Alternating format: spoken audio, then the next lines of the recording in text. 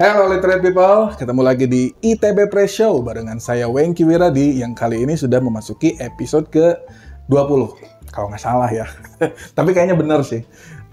Untuk yang pertama kali menyaksikan ITB Press Show merupakan sebuah platform yang dibuat oleh ITB Press sebagai sarana untuk menyebarluaskan literasi di ranah digital. Kita pengen literasi tidak hanya ada di textbook atau di buku gitu. Kita pengen literasi kembali ke asal katanya literate yang artinya kurang lebih melek gitu ya. Jadi kita pengen literate people di rumah bisa melek akan banyak hal nih. Termasuk episode kali ini gitu yang udah kedatangan duo yang akan menjadi the next big thing di Indonesia. Amin. Oke, literate people, kita udah kedatangan Estuary. Halo. Literate people. Literate people. Boleh kenalin dulu ada Teh siapa dan Kang siapa untuk literate people.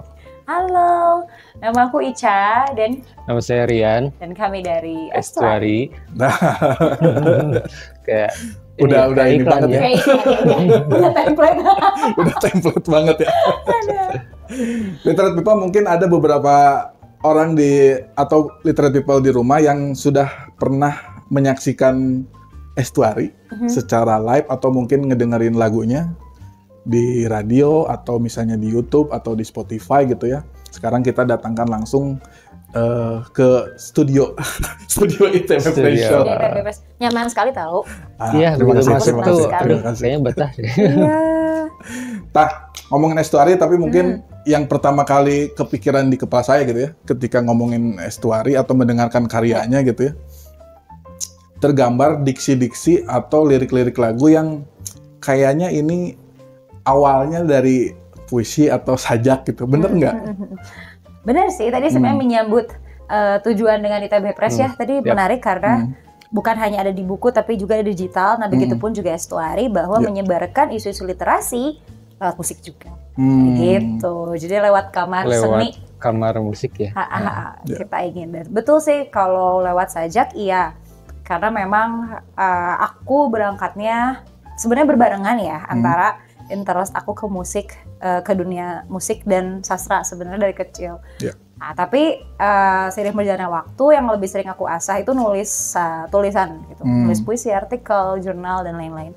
Nah ya sudah, akhirnya aku punya Instagram tersendiri, itu isinya tulisan-tulisan aku gitu. Nah dan rencananya sebenarnya Estuary itu nggak sampai sejauh itu gitu. Aku bikin sama Rian tuh nggak mau bikin band yang perform gitu loh, performer gitu, tidak. Jadi Sekonsep itu. tidak sekonsep itu sebenarnya gitu ketemunya. Intinya aku cuma pengen si tulisan-tulisanku ini ada yang nemenin gitu berupa instrumen musik gitu. Ya udah akhirnya bertemu Rian, tahunnya Rian malah datang dengan ya udah Cak kita bikin ini aja sekalian. Ya udah gitu. Mungkin Estuary ini lebih pengen memperkenalkan tanda kutip sastra gitu ya dengan cara yang populer gitu ya. Karena kita tahu musik itu menjadi media yang sangat populer dari dulu sampai kini mungkin ya, sampai hari ini gitu ya. Karena aku sama Rian selalu ada, alhamdulillahnya sama gitu dalam melihat atau dalam merespon perkembangan zaman ya. Jadi nggak jadi takut atas teknologi gitu, takut atas isu-isu yang ada di sini. Nah kenapa aku ngomong gini? Karena pada awalnya waktu itu embrionya pas COVID sebenarnya. TikTok kan naik tuh. Nah betul tadi, buku memang menjadi pokok utama, tetapi sepertinya anak-anak zaman sekarang itu pindah deh media ilmunya gitu ya, mereka dapetnya dari TikTok. Nah tadi embrionya pada saat itu tuh lagi naik si konten-konten yang dia tuh tulisan sajak terus diomongin gitu loh, jadi ada monolognya kayak voice over lah ya, terus ada petikan gitarnya, tapi udah gelap aja gitu terus anonim. Nggak tahu tuh siapa penulis gitu? Iya. Nah rencananya aku mau bikin kayak gitu tapi di TikTok. Dan itu dari tulisan-tulisanku yang memang sudah terkumpul dari jauh sebelum ketemu Rian. Sebenarnya sajak-sajak di Estuary pun jauh sebelum ketemu Rian. Ada beberapa yang jauh dari sebelum ketemu Rian gitu. Nah ya udah akhirnya mau kayak gitu doang sih embrionya, ketemulah Rian. Dan aku memang nge-propose Rian untuk project itu sebenarnya. Jadi ya udahlah kita berdua aja nggak usah kelihatan gitu. Rian pun hanya pada saat itu ya hanya suara gitarnya aja, aku pun voice over gitu doang awalnya sebenarnya. Sampai akhirnya muncul ke permukaan, triggernya kayak gimana? Apa ada request kayaknya ini bagus nih kalau misalnya manggung atau gimana? Nah mungkin itu ke Rian sih, Rian kenapa? Karena pada saat itu propose aku ke Rian, akhirnya kita bikin ini aja, terus Atau tuh Rian apa dia mungkin udah musisi dari kecil jadi kayaknya harus manggung. Atau memang banci tampil gitu. Musisi sejak dini. Nggak tahu dong, kenapa Rian tiba-tiba. Kenapa? Triggernya gimana Kang? Ya, menyambung tadi, itu karya-karya puisi yang Ica dari bank sajak-sajaknya di Instagram. Terus mungkin saya scrollnya agak dalam gitu ya. Dan mungkin itu jatuhnya buat karya Ica yang lebih duluan jauh kenal dengan saya. Dan di proses awal ngeklik di 3 lagu. Karena lalu saya coba compose musiknya dengan not vokalnya. Jadi kita lahir dengan ide yang memang langsung udah berkarya aja ya. Yang memang pada dasarnya hanya untuk konten, tapi saya tuh nggak terbiasa dengan itu ya, nggak terbiasa dengan beberapa yang sudah terjadi gitu. Terus ya terbiasa ketika manggung dan ketika itu udah ada jalannya.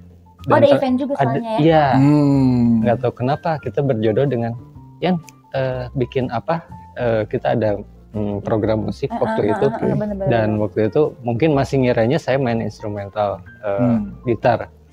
Oh enggak, saya punya produk baru gitulah istilahnya. Oh gitu, apa konsepnya? Ntar we lihat, padahal can jadi ya, ibaratnya belum jadi si format yang udah pakemnya gitu. Nah itu jadi di awal pun kita alhamdulillah sudah berjodoh dengan sesuatu yang ini nih ada ruangnya gitu. Iya betul. Udah dibuka gitu, jalannya. Betul. Iya. Jadi pada akhirnya kita belum sempat untuk memikirkan lebih jauh. Dan setelah itu yang itu kan.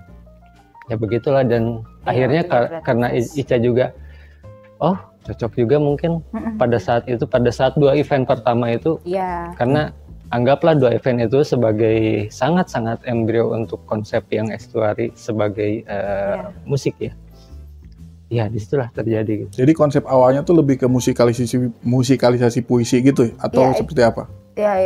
Itu kalau aku sama Rian bilangnya itu prosesnya ya. Jadi metodenya yang musikalisasi puisi. Gitu. Tetapi berkembang selama 2 tahun ini, ada yang bilang passion project nggak apa-apa, ada yang bilang nggak masalah gitu, ada yang bilang duo gitu nggak masalah juga sih. Cuma memang prosesnya musikalisasi puisi karena ada sajak-sajak memang yang lahir duluan sebelum, jadi nggak bareng gitu. Karena kan biasanya kalau band itu, maksudnya atau entitas musik itu, kalau dalam dia memasak biasanya kita workshop berdua gitu kan. Sangat workshop workshop banget gitu. Coba kamu gegenjrengan kayak orang ngisi gitu kan. Nah tapi kalau dia Estuari metodenya tidak seperti itu. Makanya kenapa bisa dikatakan prosesnya itu metodenya itu musikalisasi puisi. Nah dari tadi kan Teh Ica sama Kang Rian ngomongin soal concern terhadap literasi gitu ya. Nah itu memang ada keresahan apa nih dari Teh Ica sama Kang Rian soal literasi gitu. Bagaimana kalian memandang literasi hari ini gitu? Kenapa merasa terpanggil harus memasyarakatkan literasi? Itu bagus Gimana? Apa ya? Kalau saya memang berangkat dari era yang memang pada saat itu sangat berpengaruh ya, intensitas literasi seperti eranya koran dan majalah. Betul. Dan ketika gradasinya ke digital, itu mungkin sedikit lebih menghilang dan rasa aware terhadap sesuatu tuh nyaris nggak ada gitu. Bahkan terlalu banyak input karena saya juga aktif di bidang mengajar gitar khususnya. Jadi banyak nerima input dari murid yang dia tuh sangat penuh gitu, sangat banyak inputnya. Tapi secara step by step, secara dia baca dan baca per bab ya, itu beda dengan konsumsi visual yang semua dikasih. Dalam satu konten tuh semua sudah ada gitu. Di situ sih keresahannya gitu.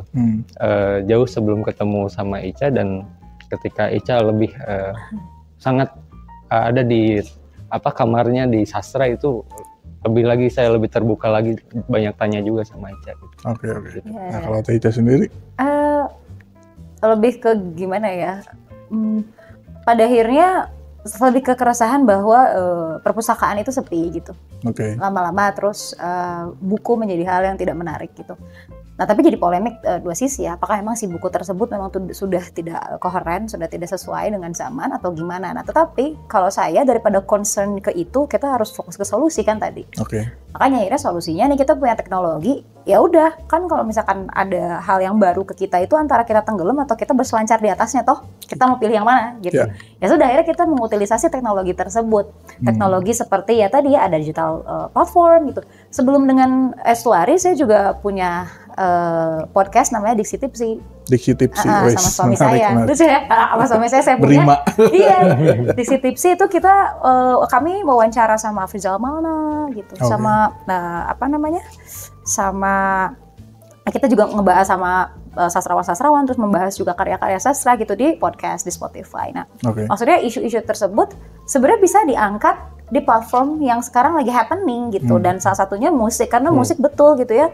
Dari zaman dulu menyebarkan agama juga, sunan-sunan pada pakai kesenian gitu kan, sepertinya spreading lewat musik itu sangat mudah nempel gitu. Jadi kita cari deh, betul tadi lihat almarhum Mas Ari dan Bareda gitu, terus dulu juga ada Kata Takwa gitu, terus udah gitu Banda Neira juga cukup literasi gitu, literate gitu.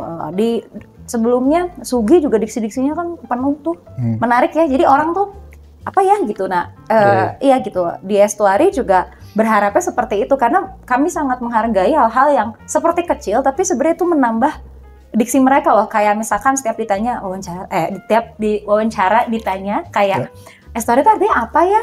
Loh itu sebenarnya bahasa Indonesia loh, coba buka di KBBI. Nah, seolah-olah itu kata baru gitu. Pada akhirnya mereka punya tambahan kan gitu. Mereka punya dictionary gitu di kepalanya yang baru. Nah, ketika itu saja sudah tercapai, ya kami checklist gitu KPI-nya. Padahal sesederhana itu gitu. Itu sih. Gitu. Nah, jadi ingat dulu ada satu konten yang sempat viral tuh, ada yang ngomong kalau misalnya kosakata Indonesia tuh sedikit gitu ya. Nah itu mungkin menjadi keresahan juga gitu. Begitu banyak orang Indonesia yang nggak tahu sebenarnya kosakata Indonesia sebegitu kayaknya gitu. Betul. Nah, jadi memang harus ada juga yang mau mengambil peran itu. Jadi kita kita nggak bisa salahkan ketika orang-orang menjadi mungkin lebih comfortable gitu ya, lebih nyaman menggunakan bahasa Inggris gitu. Bahasa Inggris harus ya juga di ini kan. Tetapi bahasa sendiri memang juga harus kuat dulu gitu. Jadi jangan kebalik, jangan bahasa asing dulu, bahasa Indonesianya dulu diperkuat, kemudian bahasa asing harus, karena kita harus bisa adaptable dengan semuanya. Nah, hal itu juga menarik sih karena seni menurut aku dan Rian tadi ya, selain manggung gitu, maksudnya selain di bawah lighting gitu, ada tepuk tangan segala macam, sepertinya harusnya musisi punya tujuan lain gitu kan, karena kalau aku ya gitu sama Rian itu memaknai bersyukur dititipkan, kayak Rian kan main gitarnya jago banget gitu, kemudian saya mungkin dari kecil dikasih investasi waktunya ke seni vokal dan sastra. Terus ketika udah dititipin ilmu ini tuh buat apa gitu kalau tidak di-share gitu, dan kita mencoba men-share-nya dengan cara yang populis seringan mungkin tapi dapat gitu. Jadi gift dari atas tuh jangan sampai nggak disebarkan lagi. Iya, kalau berhenti kita keberatan ya. Banyak loh orang-orang yang sangat-sangat jenius ya, mungkin karena belum tahu ya, mungkin calling lah bahasanya ya. Calling gitu. Iya, belum tercalling untuk membuat metode gitu atau membuat misalnya membuat pembeda ketika ada sesuatu yang viral gitu ya. Seperti yang tadi dikutip yang viral itu. Mungkin dari beberapa teman-teman ahli di bahasa daerah itu harusnya bisa melengkapi, karena dasar dari bahasa Indonesia kan bahasa daerah. Kita paham berbahasa Indonesia karena layernya atau latar belakangnya kedaerahannya sudah ada. Jadi secara beberapa kosakata Indonesia yang terbatas itu sebenarnya di sini udah komplit dari bahasa daerah, karena bahasa daerah tuh source-nya gitu. Jadi makanya bisa dibandingin lebih sedikit. Nah, sama juga ketika adanya kita tuh nggak membiarkan itu, tapi kita bikin metode untuk apa gitu, untuk di bagian apanya gitu, termasuk untuk teman-teman yang concern di bahasa dan lain-lain gitu. Nah, ngomongin soal sastra, ngomongin soal musik, itu ada kecenderungan musisi hari ini gitu ya, yang menulis lirik lagu tidak tanda kutip sepuitis eranya mungkin Kala Project mungkin ya, atau mungkin eranya Dewa yang Pandawa 5 gitu ya, yang banyak diksi-diksi yang mereka pakai tuh mungkin kalau didengar oleh awam tuh jadi sedikit berjarak karena kurang umum didengar tuh mungkin ya. Nah, di era sekarang tuh justru yang kayak gitu sedikit gitu ya. Dengan mereka lebih banyak menulis pendekatan lirik yang sehari-hari gitu. Apa kalian memandang itu sebagai sastra baru atau penting juga nih untuk apa ya istilahnya untuk kembali diramaikan oleh diksi-diksi yang seperti zaman dulu gitu. Ya. Menarik ini soalnya dalam kalau misalnya kita bicara sastra sebagai budaya itu jelas pasti akan membuat sebuah sastra baru, tapi nggak kesana pembahasannya. Karena kami dalam konteks estuari itu justru menjadi challenge karena ketika aku nulis pun prosesnya itu harus di-adjust kalau bahasa saya, di-custom. Oke. Jadi di-custom tuh karena balik lagi ketika saya gitu Anissa di estuari, jangan lupa kamu bukan hanya sekedar penulis gitu, tapi kamu juga sebagai storyteller, kamu sebagai frontman gitu ya, kamu sebagai penyanyi. Pada akhirnya estuari itu harus bisa mendeliver mendeliver penyanyi kan gimana ya, dia harus bisa maknanya itu apa yang harus nangkep gitu. Nah di situ akhirnya proses memasaknya adalah kayaknya bawangnya banyak teing tuh, oke naikin, oke. Nah itu proses kreatif yang menurut saya menarik di estuari gitu. Kenapa saya sama Rian senang sekali gitu di dalam dapur produksi, karena buat saya sendiri pun beda. Kalau misalkan saya nulis misalkan di blog saya, itu bisa apa ya bahasanya, mungkin sangat idealis gitu ya. Nah karena tadi menjawab respon itu, ketika memang kita pada akhirnya pengen diksinya terlalu idealis, nanti takutnya kontra dengan jadi berjarak. Tujuan. Iya, tujuannya kan kita pengen pelan-pelan nih ngasih gitu ya racun gitu, kita penetrasi, tapi bagaimana caranya bukan yang jangan yang tajam gitu, karena kalau tajam orang udah nggak mau denger duluan toh. Nah dan balik lagi ketika konteksnya di estuari sebenarnya hal-hal itu juga masuk bisa di-deliver dengan cara packaging performance-nya yang menjadi remaja gitu ya. Misalkan itu sangat bisa diulik sebenarnya, misalkan outfit kami gitu. Sebagai performance itu harus dekat. Walaupun diksinya mungkin mereka tuh pas baca 2-3 kan di yang berjalan lebih jauh itu ada monolog di depan, sebenarnya kan ada saya baca puisinya. Mungkin kalau dibedah ada kata-kata yang tidak cukup biasa gitu mereka baca. Iya apa ya maksudnya berat gini. Oke, tetapi ketika ekspresi, nah alhamdulillah nyata di privilege-nya bukan hanya si teks tersebut bukan hanya dikotakkan di dalam kertas gitu, karena dibawa ke dalam estuari, akhirnya punya banyak jalannya untuk nyampe gitu. Si teks tersebut. Bisa disimpulkan seperti ini nggak, misalnya gitu.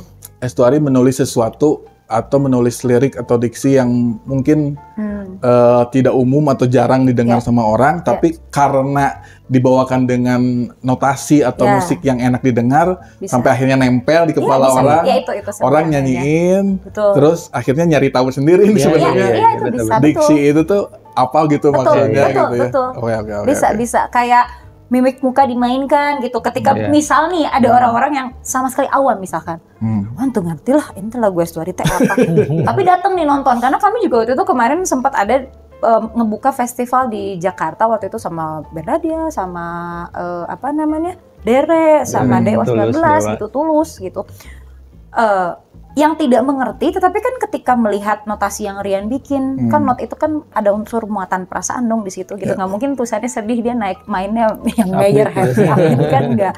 Terus misalkan saya di situ ekspresif gitu, merenung lah, terus mungkin nangis, mereka pasti paham karena bahasa perasaan nyampe lebih dulu lah daripada bahasa kata gitu.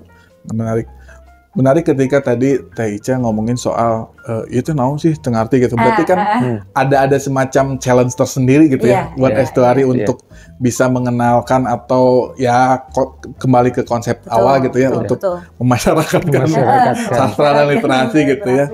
Karena mungkin kalian memandang anak muda hari ini gitu ya. Kan katanya Gen Z mah orang generasi yang serba instan gitu ya, nggak mau pusing gitu ya, apa-apa serba disuapin gitu ya. Dan kecenderungan mereka kalau dengerin lagu juga yang lirik-liriknya yang mereka langsung ngerti gitu. Nah itu akhirnya jadi challenge tersendiri apa gimana nih? Sangat challenge, karena kalau saya di milenial itu seru aja karena sering juga bersinggungan sama energi-energi Gen Z yang seru menurut saya sih gitu. Jadi bukan mereka instan dan lain-lain. Kita pun mungkin karena kita lahirnya pada saat lebih susah. Maksudnya lebih susah mencari informasi. Pada akhirnya kita harus ada di tempat itu gitu. Dan sama berikut Gen Z pun dengan challenge-nya yang seperti itu, atau misalnya di komen sosial media selalu ada pengkotak-kotakan Gen Z nih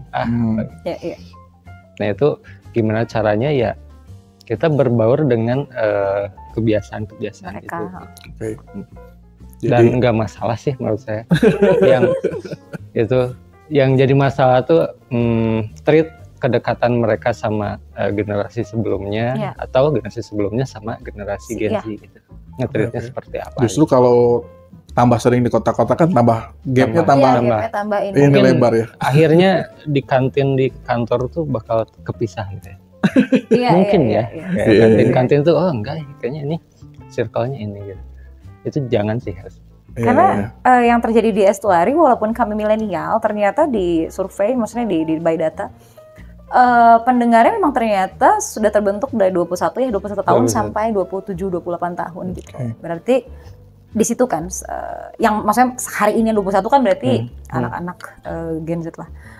Dan kedekatannya itu mereka nge-DM gitu ke Instagram kami gitu tanpa melihat bahwa itu berat atau segala macam. Kami juga nggak tahu sih, tapi maksudnya alhamdulillahnya ternyata nyampainya ke situ gitu. Nah berarti kan hipotesa awal bahwa Gen Z itu mungkin nggak suka yang berat-berat segala macem, sepertinya perlu dikoreksi. Gini, mungkin beratnya iya, tapi kalau relate mereka tuh suka. Jadi sekarang bagaimana caranya meramu hal yang mungkin diksinya berat, tapi isi ceritanya, temanya tuh relate. Kayaknya begitu ya, makanya Estuary bisa masuk ke Gen Z. Jadi harus cari benang merahnya dulu ya, yang mempertemukan gini tuh apa gitu ya. Oke. Sama ketika kita mungkin di depan penonton yang umurnya di atas kita, bagi mereka menikmati tapi belum relate. Iya, fenomena kita juga nggak relate loh ke atas ya. Menikmati secara musik, secara suguhan, secara pertunjukan, tapi untuk liriknya belum pada eraku mah nggak gitu. Ya udah, ternyata. Oke. Karena balik lagi kalau kita ngambil unsur sastra sebagai budaya kan di zamannya Mbak Dian Sastro, ADC itu kan yang gaul, hey Bo, gitu kan. Sekarang bro. Terus sekarang jir. Nah, sebenarnya itu turun terus. Nah, itu mah udah bahasa mah gitu ya. Dia akan terus beranak toh. Tapi kan konteksnya sama. Artiannya sama. Nah, jadi penyampaiannya beda. Jadi mungkin yang dimaksudkan nggak relate kayak misalkan lagu-lagu Dewa itu puitis. Nah, di zaman sekarang itu yang disebut puitisnya kan Mas Is, kan, Pusakata, Adimas gitu, Syarikat Idola Remaja almarhum Bang John, itu puitis tuh. Kang Panji itu puitis bahasa-bahasanya. Tapi puitisnya bukan puitis Dewa 19, bukan puitis Krisya gitu. Sebenarnya nggak relate di situ aja sih. Yang di Gen Z sekarang yang disebut Gen Z relate itu misalkan dari dia gitu, dari Feby Putri gitu. Nah, nggak ada yang salah dari semuanya. Tetapi penggunaan di zaman-zaman yang memang berbeda ya. Jadi mereka tidak relate dengan diksi-diksi tersebut gitu. Dan nggak berusaha ingin relate juga mungkin ya, karena kalau memaksakan relate juga jadinya kehilangan identitas Estuary-nya sendiri kan. Jadi jangan mengubah bentuk Estuary-nya apa, tetapi kalau bentuk performance-nya, packaging-nya itu harus dibuat sefleksibel mungkin. Oke. Kalau lagi ngobrol kita beres, hai nama saya gini-gini, kadang kalau kita di Jakarta ya pakai gue juga nggak masalah. Nggak gitu. Jadi kayak nyantai aja gitu. Cuman untuk teks kita sudah punya pakem tersendiri gitu, karena kita punya tujuan gitu kan. Oke. Nah sekarang ngomongin soal karya si Estuary ini. Aku nyontek ya. Boleh.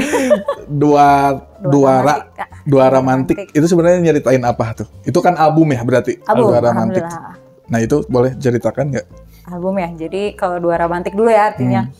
Dua romantik itu kan dua itu artinya gerbang pikiran sebenarnya gapura gitu. Kemudian mantik itu pakai Q itu dari bahasa Arab sebenarnya pikiran atau akal sehat. Gitu. Jadi benang merahnya sebenarnya Rian mengkompos tulisanku dan yang dikomposisikan oleh Rian sebenarnya banyak sekali ya moodnya apa ya bahasanya temanya. Itu banyak, tetapi benang merahnya itu memang ternyata tulisan-tulisan kami di album pertama itu ingin mengajak para pendengar untuk bisa menjadi manusia yang lebih peka lagi. Gitu. Jadi intinya unsur-unsur humanis lah, kita pengen membuat manusia menjadi manusia lagi di zaman robotik ini gitu ya. Bagaimana kepekaan tumbuh, bagaimana kebersyukuran terus ada gitu ya, bagaimana spiritualism itu bisa dicari dimanapun sebenarnya gitu. Hal-hal itu sih. Gitu kalau Dua Ramantik. Terus soal lagu-lagu nih kayak Negeri Para Tuan, Selaras Rasa, itu apakah satu album itu tuh ada narasi utamanya atau gimana nih?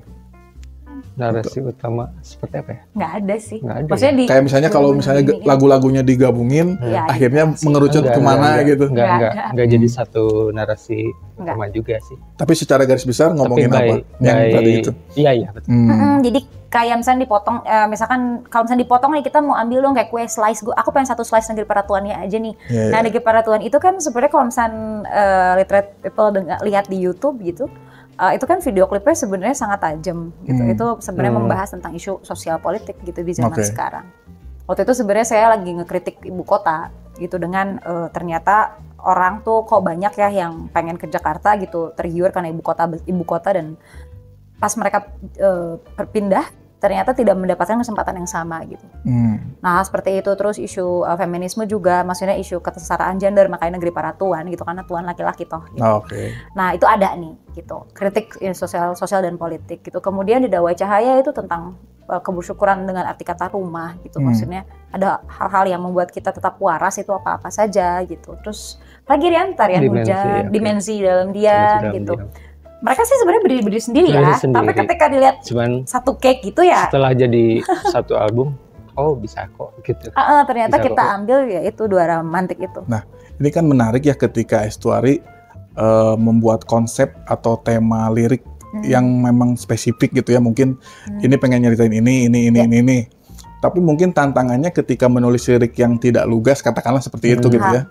Menulis lirik yang tidak lugas, akhirnya secara artiannya jadi bersayap gitu. Nah, ketika akhirnya yang mendengar tidak memaknai lagu tersebut seperti apa yang ingin disampaikan oleh Estuary, kalian menanggapinya seperti apa? Nggak masalah. Kalau jawaban itu sih, kalau nggak aku ya, kalau aku pribadi, ya aku justru nggak masalah. Kayak misalnya tadi Teh Ica ngomong Negeri Para Tuan tuh nyeritain ini, tapi karena liriknya mungkin bersayap gitu ya, karena nggak lugas, akhirnya si pendengar memaknai lagu ini teh sesuatu yang berbeda dengan apa yang ingin disampaikan Teh Ica gitu. Nah, itu kalian menanggapnya seperti apa? Nggak masalah. Nggak masalah dan nggak apa-apa, dan itu kayaknya sudah terjadi. Eranya Pandawa 5 Dewa itu mungkin baru dibuka dari versi Dewanya sendiri karena sekarang banyak podcast, mungkin sekarang. Dulu tuh belum dibahas secara, dibiarkan begitu saja. Iya, jadi absolute truth-nya itu tentang apa tuh kayaknya baru sekarang gitu. Kalau aku kan ngomong Negeri Para Tuan ini sebenarnya betul. Jadi tadi ya kita tadi bicara masalah si packaging. Jadi dari mana nih kita mau memoles hal itunya. Teksnya mungkin lugas, tapi dibantu dengan video klipnya yang sangat sangat denotatif, sangat lugas. Orang udah tahu sih sebenarnya itu tentang apa gitu. Nah, jadi tadi bersyukurnya kami ada di Estuary itu membuat aku dan Rian membuat kami pada akhirnya punya banyak amunisi mau nembak dari sisi mana nih, dari sudut mana nih gitu. Karena ketika sudut ini nggak dapet karena terlalu misalkan kalau di lirik doang tuh ini makanya bias, tempel kita di sini, kita pakai video visual itu. Kalau visual nggak dapet, kita lewat mana untuk menggiring ke situ sebenarnya gitu. Tapi udah nggak semua juga kita giring sih, karena tadi balik lagi ya, karena sastra ya pemaknaan kan sudah di luar yang nulis sebenarnya. Jadi ya nggak masalah juga sih kalau misalnya ternyata. Yang penting relate, kalau misalnya ternyata itu nggak Jakarta ya nggak masalah. Ternyata dia merasakan pengalaman itu juga di kotanya ya mangga gitu. Gitu. Nah, jadi maksud pesan saya tuh jadi kayak kita nggak boleh nggak usah nyebut nama bandnya ya. Ketika ada salah satu band yang diksinya tuh rumit gitu ya menurut saya gitu. Ngerti. Terus saya memaknai teh sebenarnya nyeritakeun naonnya, terus saya memaknai itu sendiri gitu. Nah, ternyata berbeda ketika mereka menyampaikan maksud lagunya gitu. Tapi kan akhirnya pesan yang ingin mereka sampaikan teh nggak nyampe gitu di saya gitu. Nah, berarti menurut kalian memandang itu teh yang salahnya di mana itu menurut kalian?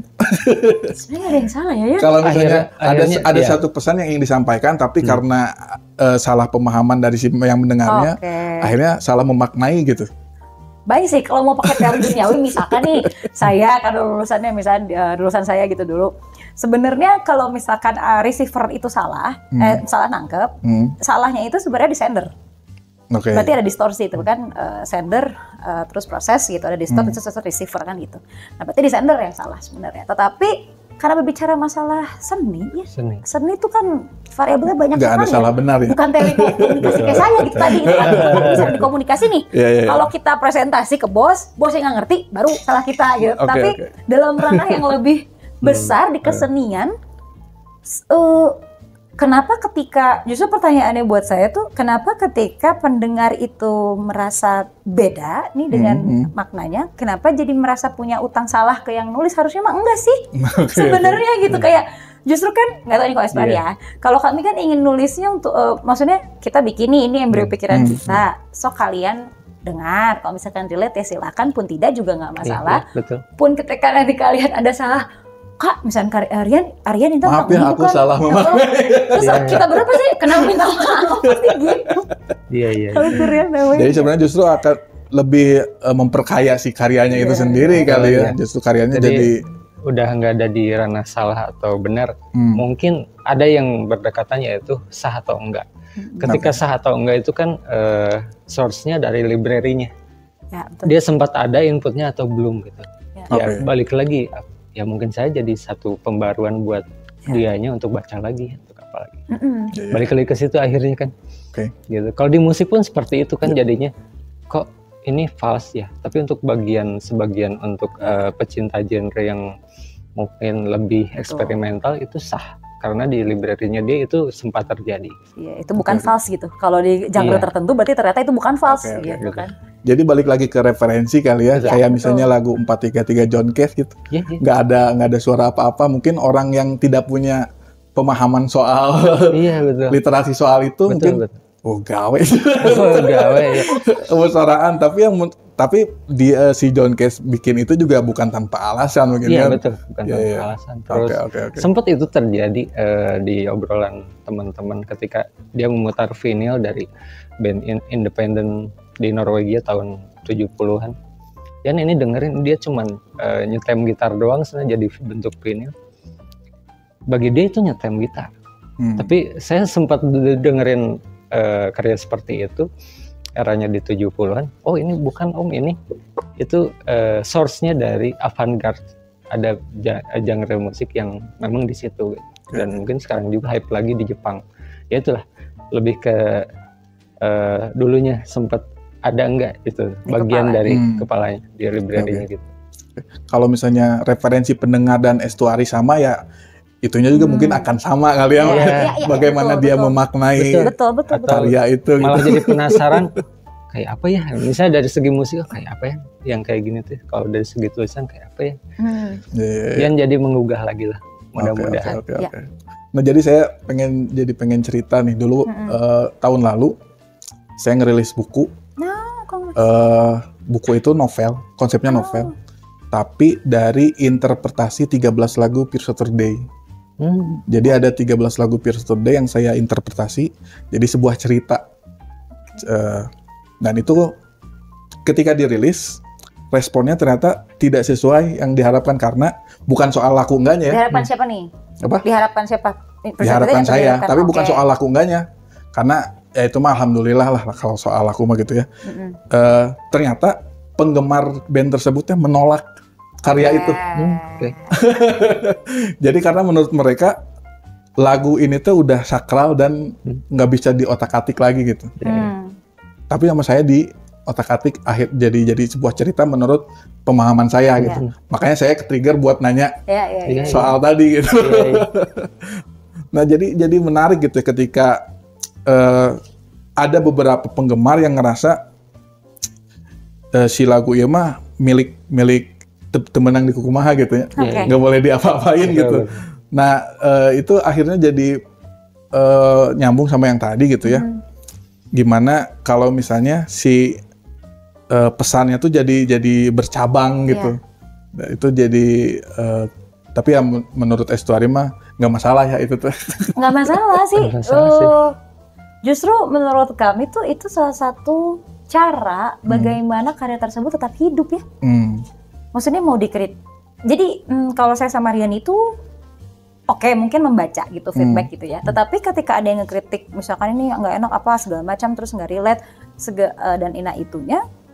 Kalau aku secara pribadi ya ngambil positifnya ya biarkan saja, mungkin itu cara karya tersebut tetap hidup gitu. Mau diomongin, mau diguncingkan, mau apa, mau akhirnya pada saling perang opini, tentu histori halus itu goreng terserah ya gitu. Itu sudah bukan di luar kuasa kami, sudah bukan di luar ranah kami, jadi ya kita mending bikin karya terus. Iya. Kasih karyanya itu berekosistem sendiri gitu. Sok gitu pada akhirnya. Gitu lah, kalau di bahasa Sunda tuh sok juk kemana. Iya. Oke.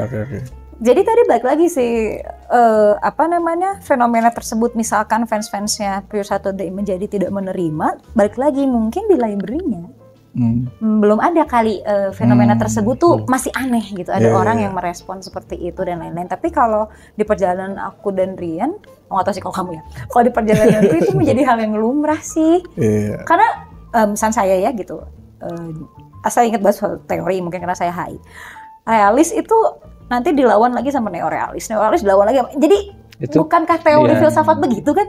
Liberal, neoliberal, nggak suka naik ke sini. Nah, zaman dulu itu kan keren-kerenannya tuh bikin teori baru yang mengcounter mengcounter. Nah, itu tuh kan zaman dulu tuh dialektikanya sampai kayak gitu. Nggak bisa satu teori dikutuskan begitu saja gitu. Nah, jadi mengambil itu ya karena spektrum kami berduanya mungkin alhamdulillahnya dari berbagai macam sudut, akhirnya itu teraplikasikan di Estuari. Oke.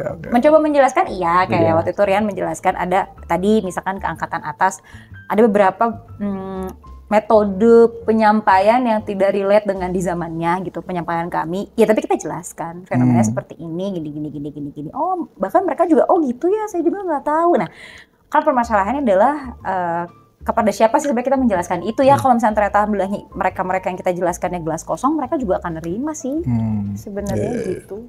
Kalau mereka selalu penuh ya bakal terjadi juga sih kayak Pure Saturday itu ya. Karena gitu. Itu bukan hal yang baru di era The Beatles pun seperti itu. Di era popnya, di era David Foster seperti itu. Ketika lagunya yang sangat memiliki ya fans-fansnya sangat memiliki itu susah untuk menerima gubahan baru, aransemen baru gitu. Aransemen aja, apalagi dengan perubahan birama dan lain-lain itu udah sangat nolak.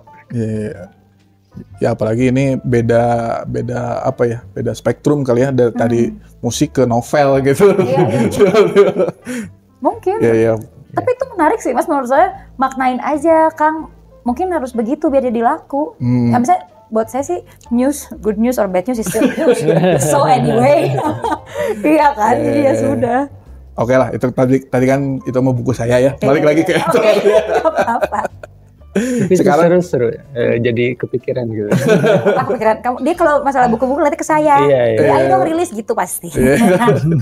Soalnya itu dulu spiritnya ya cuman pengen bikin sesuatu yang beda aja gitu. Jadi saya lihat buku-buku musik tuh kebanyakan kan ya biografi si bandnya atau si musisinya gitu. Gimana caranya kita ngenalin si musisi atau si band ini ke generasi yang mungkin bukan zamannya gitu, tapi dengan cara yang beda gitu. Dan itu terbukti gitu ketika penggemar si band tersebut menolak, ada orang-orang yang tidak tahu band tersebut tapi suka baca, akhirnya jadi nyari tahu. Nah itu. Kenapa sih ini ceritanya teh? Kan mereka mah nggak relate ya. Misalnya ada lagu judulnya apa teh, menganggapnya itu sebuah cerita aja, nggak tahu kalau misalnya itu tuh potongan lirik lagu atau apa gitu, sampai akhirnya nyari tahu sendiri gitu. Terjadi itu juga di Estuari ya. Terjadi diksi-diksinya gitu ini tentang apa, tapi ya tadi kalau misalnya mereka nge-DM kami ya kita jelaskan, tapi belum ada sampai saat ini ya. Tapi kalau suasananya memang alhamdulillahnya mereka bisa memaknakan sendiri sih, dan yang penting bermanfaat lah ya. Kalau buat saya sih, Mbak Marian sih mau nyampe, maksudnya mau sama atau tidak sama. Yang penting lagu tersebut bermanfaat. Jadi bermanfaat tuh misalkan sangat implementasinya tuh real gitu, kayak misalkan saya lagi sedih nih, gitu, saya baru ada misalkan meninggal, ditinggal kematian, atau misalnya ini terjadi gitu, ada masuk DM gitu, kayak saya lagi depresi tapi ada lagu yang nemenin gitu. Nah itu kan manfaatnya nyata gitu. Jadi kalau kami lebih ke situ ya, yang penting bermanfaat lah lagunya gitu. Nah sekarang Estuari sendiri lagi nyiapin project apa nih? single atau apa? Kalau project ada kolaborasi sama band yang sekarang, sama untuk konsep pertunjukan aja sih untuk di bulan ini. Iya. Sama lagi tur radio juga, keliling tur radio juga, terus kampus juga. Tur radio dalam rangka album yang tadi atau beda lagi? Iya, dalam rangka album karena ternyata kan sebenarnya liris itu Januari ya, tapi kita tuh belum ngapa-ngapain dengan album. Maksudnya sudah, maksudnya kalau tur gitu ya untuk memperkenalkan kayak kan alhamdulillah juga udah ke Salatiga, ke Semarang, Solo gitu. Tapi untuk memperkenalkan seperti ngobrol kayak gini tuh asa belum gitu ya. Jadi ya udahlah tur dulu gitu, terus ya paling garapan-garapan baru mah di tahun depan. Oke. Tapi menarik juga ketika kalau misalnya gitu ya, Estuary dengan lirik-lirik lagunya yang berawal dari sajak, akhirnya dibukukan gitu ya.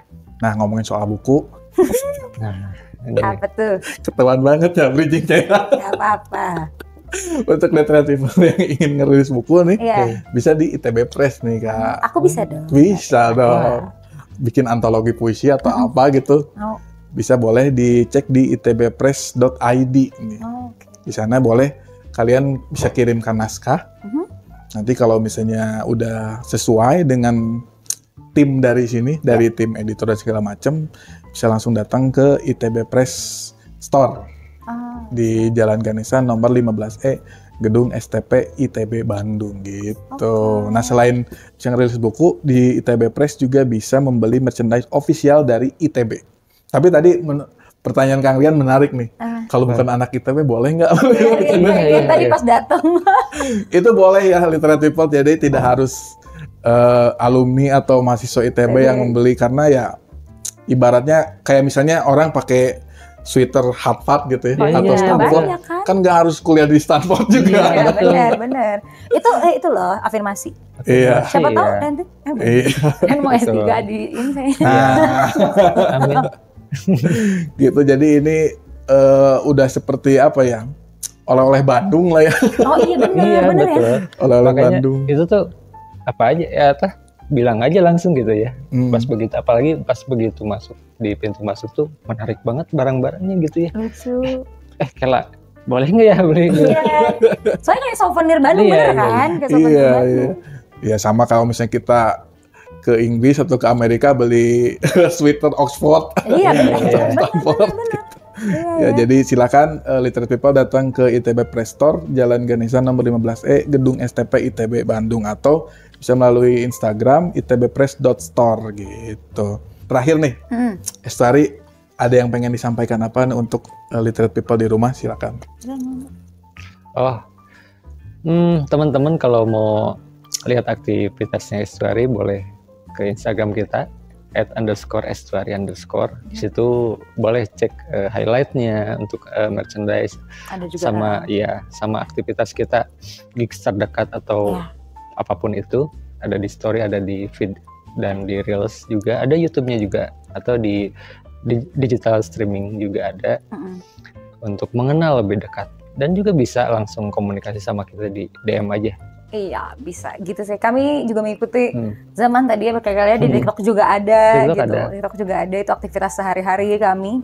Kalian kan merasa dekat juga sih gitu dengan karena sesuai obrolan tadi, kita memang ini aja open kita. Open dengan zaman gitu. Ayo ada aplikasi apa lagi mungkin kalau akan kata coba. orang Sunda mah ngigelan zaman. Iya, zaman. Betul. Kita ada di Estuary, EESTUARI gitu. Next terdekatnya kita minggu depan ya di Depopandayan Jazz Festival. Itu terus minggu depan lagi ada di kampus di UPI. Terus pokoknya bisa lihat lah tadi di Instagram gitu. Oke, Literary People. Jadi tadi bisa follow Instagramnya untuk update apapun kegiatan Estuary dari kegiatan Teica dan Kang Rian. Betul. Kalau Instagram pribadinya mau di ini juga nggak? Biar ini. Boleh.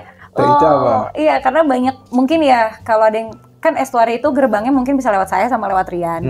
Kebanyakan kenapa aku ngobrol gini, mungkin yang bertanya di Estuary kenapa jarang ada tulisan-tulisan gitu seperti di Instagram pribadi saya. Nah, itu di Instagram pribadi saya aja.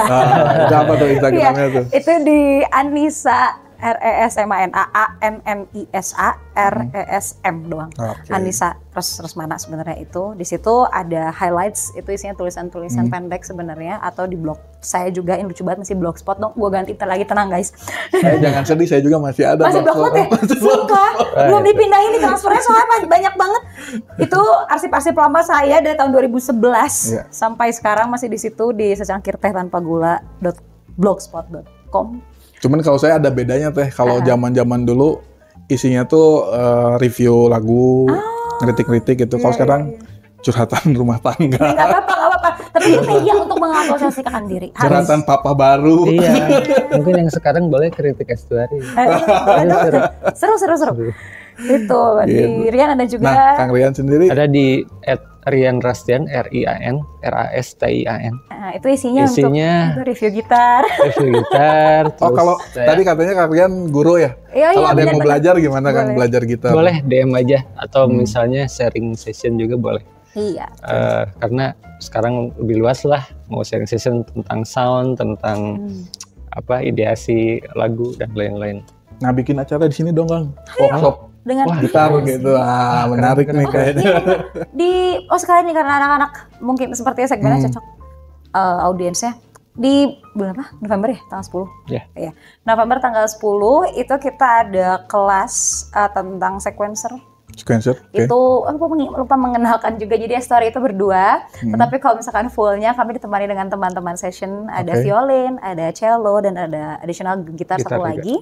Nah, violinis kami kebetulan juga megang sequencer dan jago banget lah di situ. Nah, di Dermaga, di kedai Dermaga, itu mau ada kelas di 10 November, jadi boleh daftarnya bisa lewat Instagram Estuari juga boleh, talk show gitu, ada talk show. Begitu. Little People silakan kalau mau ada yang belajar soal sequencer ya. Pengaplikasiannya gimana? Banyak kan sekarang kan soalnya aku solo nih, misalkan lagi pengen solo terus ngegitar terus ngotak-atik kan suka gitu kan zaman sekarang gitu. Itu bisa deh nanti kita ketemu di tanggal 10 November. Oke. Gitu. Ada lagi yang ingin disampaikan? Sudah. Dari Estuari. Kalau sudah disudahi saja mungkin ya.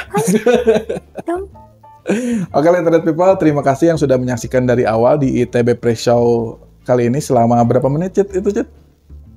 48. Nggak kerasa. Lebih 18 menit. Dari seru ya. Biasanya karena ini menarik obrolannya seputaran literasi yang memang berbanding lurus dengan concern ITB Pre-Show itu sendiri gitu. Terima kasih sekali lagi untuk Little People yang sudah menyaksikan. Bersama dua menarasumber ini karena ilmunya tinggi jadi bukan narasumber jadi menara sumber. Terima kasih, sampai ketemu lagi di ITB Pre-Show selanjutnya dengan narasumber yang tentunya punya segudang ilmu dan pengalaman seperti Estuari ini.